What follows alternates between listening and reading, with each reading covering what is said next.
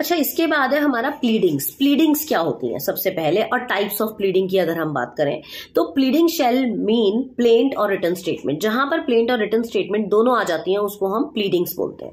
अब प्लीडिंग के अंदर प्लेंट आता है और रिटन स्टेटमेंट। प्लेंट कौन डालता है? प्लेंटिव। और रिटन स्टेटमेंट कौन डालता है? डिफेंडेंट। तो आपका प्लेंट और रिटन स्टेटमेंट दोनों को मिला के हम प्लीडिंग बोलते हैं। It is a written prosecution presentation by a litigant in a lawsuit setting forth the facts।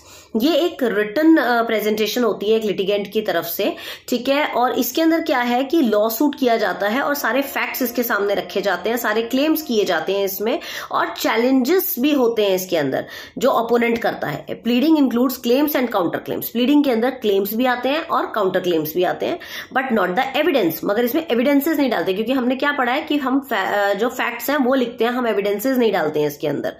Not the evidence by which the litigant intends to prove his case. आपको बस यहां पर क्या करना है, आपको फैक्ट्स बताने हैं, और वो फैक्ट्स भी कौन से होंगे? मटीरियल फैक्ट्स, जो आपको क्लियरली बताने होते हैं कोर्ट को कि ये फैक्ट्स हैं। आप एविडेंस कुछ नहीं देंगे, आप लॉ कुछ नहीं बताएंगे, वो आगे का काम है, बाद में कोर्ट करेगी।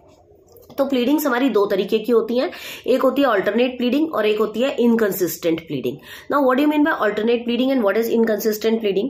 अल्टरनेट प्लीडिंग का मतलब होता है जब जब प्लेंटिफ है वो जब अपने प्रॉब्लम्स बताता है, कॉज ऑफ एक्शन बताता है, तो साथ में वो कुछ रिलीफ के ऑप्शंस बताता है कि मुझे या तो आप पैसे दिलवा दीजिए, या मुझे मेरा मकान दिलवा दीजिए, या मुझे ये करवा दीजिए। मतलब 3-4 ऑप्शन देता है वो कोर्ट को कि आप इन 3-4 ऑप्शंस में से मुझे एक चीज करवा दीजिए, ये मेरी प्ली है आपसे, दिस इज अ रिक्वेस्ट। तो उसको कहते हैं हम अल्टरनेट प्लीडिंग्स, जिसमें आप कोर्ट को ऑप्शंस दे देते हो 3 चीजों का। जैसे आपका कहीं नुकसान हुआ है तो आप सामने वाले के लिए ये बोल रहे हो, या तो इसका मकान मेरे नाम करवा दो तो मेरे को सेटिस्फेक्शन हो जाएगी, इक्विवेलेंट वैल्यू का है, या मुझे इतना कैश में पैसा दिलवा दो, ठीक है, या इसकी ये 3 गाड़ियां हैं वो मुझे दिलवा दो। मतलब ऐसे करके आप ऑप्शंस दे सकते हैं कोर्ट को, इसको कहते हैं अल्टरनेट प्लीडिंग्स। दूसरी होती है इनकंसिस्टेंट प्लीडिंग्स। इनकंसिस्टेंट, जैसे कि नाम से पता चल रहा है, इनकंसिस्टेंट प्लीडिंग का मतलब होता है कॉन्ट्राडिक्टरी प्लीडिंग्स, जिसमें कि एक चीज दूसरे से मैच नहीं करती है।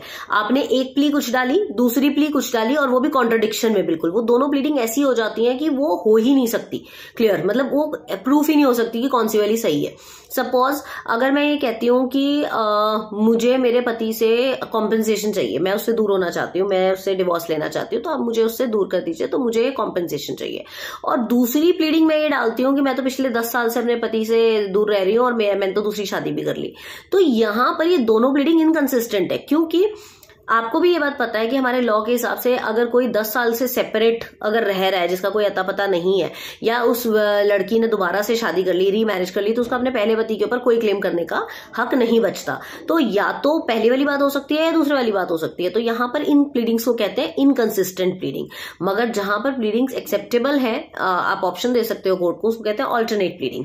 तो ये अल्टरनेट प्लीडिंग एक लीगल टर्म है that refers to the presentation of 2 or more alternate claims और defences to a court by a plaintiff और डिफेंडेंट। और ये बहुत ही यूजफुल है, जो हेल्प करता है कोर्ट को किसी भी चीज के निष्कर्ष तक पहुंचने के लिए। तो this is known as alternate pleading and it is different from inconsistent pleading. These are the 2 types of pleadings.